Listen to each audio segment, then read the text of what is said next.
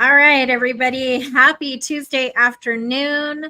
The fourth time is a charm. So we had four books released today. Last but not least, I am here with Sue Saller, and she wrote a book called Small Steps, Big Wins. And today is her Light the Torch ceremony. For some of you who don't know what that means like we're literally lighting the torch. We're in celebration with her. We're supporting her journey as an author. She is in an international bestseller campaign right now as we speak. So you have to get this book. So welcome and thank you for joining me today. Hannah, thank you for having me. I'm very excited. All right, let's do this. Let's dive in. I have some questions that I've been waiting to ask you. We had a little pre-interview warm-up, so to speak, but I think the audience who is listening and watching is in for a real treat today. So my first question is, in Small Steps, Big Wins, you emphasize the importance of taking small, consistent steps towards healing. Can you share a personal moment that led you to, number one, writing this book, and number two, one of the significant impacts that you hope it makes? So I guess it's a two-parter. Oh, wow. Well, I'll start with the second question first. And the impact of the book, is interesting. I wrote the book mainly just for me because we were talking beforehand. And I said writing is very cathartic for me. It was very releasing. And as I was actually writing, I have a coach and he and I were talking and we talk weekly. And I came to realize that the book wasn't just for me. It was my story. I deem it an autobiographical self-help book. It's my story, but I feel like my story is just ordinary. And what I hope to reach people and touch them with is that, you can walk through difficult trials. And even if you think you're ordinary, what you're going through is not ordinary and you're not alone and you're seen, heard, and loved. So I think out of my story, I just always thought I was nobody, but I just want people to feel like what they are going through is important. So that was kind of what I hope to get out of it. I just hope that people relate to some aspect of something that I've walked through in order to help them bring about healing as well. As far as that's the second question first. The first question was what's the catalyst, I believe? Like Yes. what was it that Mm-hmm. so that there really what's interesting is that I can't point to one defining moment that told me I'm going to write a book. It was sort of a compilation of actions that I had been doing previously before I actually started to write the book. So, my coaching journey and the book is a lot about my interactions with my coach and how my coach has helped me develop and grow through post traumatic growth. And I do unpack that within the book, like what post traumatic growth is, the 5 different areas of post traumatic growth, how I personally walked through those, and I talk a little bit about trauma and stuff like that. So, that was part of my coaching experience. So out of coaching, I did what was called story work. And story work is Mm-hmm. what we do is you write out your stories. So I had a journal and it was a long journal and it was a long typed journal. And when I hit about 80 some pages typed, I just kept going. I was like, wow, I've got a lot of information here. So fast forward a little bit to January through a series of unrelated events. I had some conversations with people and they were like, wow, I think you should write a book. And I thought, really? I didn't think I should write a book. I didn't even think of being an author ever. And then I had another conversation with somebody else, said the same thing to me. Didn't even know I had this other conversation. So I was like, okay, I think the universe is trying to get my attention right now. So then there was another where it's like, okay, what's the one thing you're going to do this week that's a challenge that you didn't think you were going to do? So this was on Monday afternoon. And I typed in the chat, I'm like, I'm going to write the first chapter of my book. And then I step back from the keyboard and I go, "What did I just write?" I was like, "Well, okay, I guess I wrote that down." I saw my coach on Wednesday and I said to him, I'm going to write the first chapter of my book. And he goes, "Sure, you are." Well, by Friday afternoon at 4 p.m., I handed him not only the first chapter, but the second chapter as well. He read the first two. And he was like, "Oh my God, you have to keep going." So Wow. that was the beginning. That was like the start of, and it just was born out of a lot of trauma that I had been working through, and a lot of that is within the book as well. And it just kind of kept going. It kept flowing, and when I realized that this isn't just for me, it could help others as well. That really fueled me to keep Mhm. going, and it excited me to say, "Okay, let me see if I can accomplish this and actually get this thing over the finish line." Which you did gracefully. Um, so your book speaks to the concept of post-traumatic growth, and um, how would you say your own trauma and your own experiences with trauma led you to the idea um, of wanting to, number one, share such intimate details? You talked about the unpacking of your own, and you know you did say it's therapeutic, like you find it, I think most people, if you don't journal, you should, right? Right, But I agree. what do you say to the person who is literally stuck? They don't want to unpack. They're just paralyzed with that trauma. They don't know how to unpack it. They don't know what to do with it. What do you think that the reader could get from this book and your own experience that you shared? Sure, sure. You asked that question, how do they get unstuck? And the first thought that comes to my mind is to ask yourself the question, why? Why do Mhm. you feel you're stuck? And then what are you afraid of if you become unstuck? And I Mhm. think for me, it was facing my fears. Like, what am I really, really afraid of if I really dig into these stories and these things that are paralyzing me? And if you think about the title of the book, Small Steps to Big Wins, it's you have to start somewhere. And I think we're all conditioned to believe that you have to have grandiose and really big, amazing moments in order to make strides in your life in order to move forward. And what I came to realize was that yes, sometimes you have a big realization, but the real wins are one day to day in the small things. It's just like, okay, today I didn't think this way. I changed my pattern and I did this instead, for example, something like that. So, um I think looking at, and then you also talked about trauma, and I do mention it in the book as well.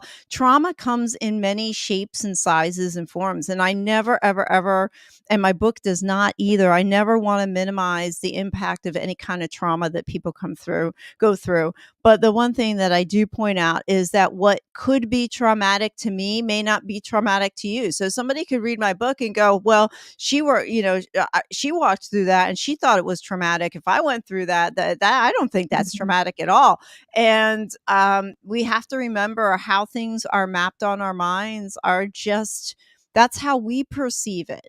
And it's Mhm. not necessarily how somebody else is going to perceive it. So I think you have to come at it from your own personal experience as well. But what I wanted to do was I wanted to tie in my own experiences, but then also try and make it practical for Yeah. whoever's reading it to to put themselves in the story to see if there's some element in my story that might resonate with them in order to help them move forward. So if you're stuck in something, I think the first question is to ask yourself why, and then just don't be afraid to go into the unknown, because I found that what I'm most afraid of really isn't something that you should be afraid of to begin with. So I think that It answered your it's question. almost kind of like we create an additional fear Sure. when we don't want to, get unstuck. And that's a really good question. Why am I afraid? People talk about, and me personally, uh, you know therapy, right? There's all different forms of therapy. Writing is one, a hobby is one, seeing an actual therapist is one, right? But the reality is, if we keep everything in and we don't get it out, we're not helping ourselves. And walking through and unpacking that trauma, one little step, one small step at a time leads to those big wins. I wholeheartedly believe it. This book is long overdue as far as I'm concerned. I was surprised. There's not many books out there that are actually titled Small Steps, Big Wins. Actually, podcasts Yeah, as well. I mean, I do have a podcast called Small Steps, Big Wins, and I was surprised on that front too. So, I think it's important that people understand, like, it doesn't have to be done overnight, right? So each small step that you right. take is a step towards your new everything. It could be Yeah. everything if you allow it, if you embrace it. So you have this powerful message throughout the book about letting go of control. Ooh, that one's a hard one. And embracing vulnerability. Yes. How did you learn to surrender? And like that's the cure, right? Yeah, So it is. I mean, I would love to say I've mastered it, but I'd be lying if I did. But I'll tell you, I've read a lot of books the last year and a half. I probably last 3 years or so. I probably read more than I have in a long time. And one of the books that really changed it for me was The Surrender Experiment by Michael Singer. And mm, reading that book, I really wanted to walk away with actually, when I read any book, I'm like, "Okay, what's in this book for me? What can I get out of it?" And he takes a very, very different perspective on how life unfolds in front of you and what you do. It was very foreign to me, but I thought, let me just keep reading this book. And basically, what it was is just surrendering to what life brings you rather than trying to mold life into what you want it to be. So, me personally, I spent my whole life trying to mold life and manipulate circumstances to match what I thought they wanted to be. After I read this book and I thought, well, wait a minute, why don't I do my own surrender experiment and see what happens and allow life to unfold before my eyes? Things got, number one, very interesting. And number two, it started to feel more light and more natural to me. So, surrendering, and then when you surrender, what are you surrendering? Well, in my case, it was control. It was control over mm, my circumstances. It was control over people. It was control over where I was. And I'm not advocating like a lack of responsibility. That's not what I'm talking about. It's more like be responsible for what you can be responsible with, and then let go of control of things you can't change. My problem was that I tried to control the things that I couldn't change. And so once I realized, oh, wait, I can't change those things, then I started letting that go. And then vulnerability is an interesting word, because you have to have appropriate vulnerability as well. mm, You can't, I mean, I used to wear my heart on my sleeve, and I used to be very open about everything with very little filter. So mm, I've learned over the years that vulnerability is about being authentic and about being real, but being appropriate in the context that you need to be authentic and real in, if that mm. makes sense. So It does. vulnerability is that interesting word where you're just not, you are who you are, and to be that person all the time, to be real.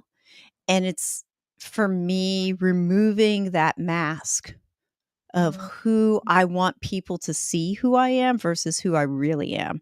So life flows much more freely when you take that mask off and you're just authentic and vulnerable in the moment.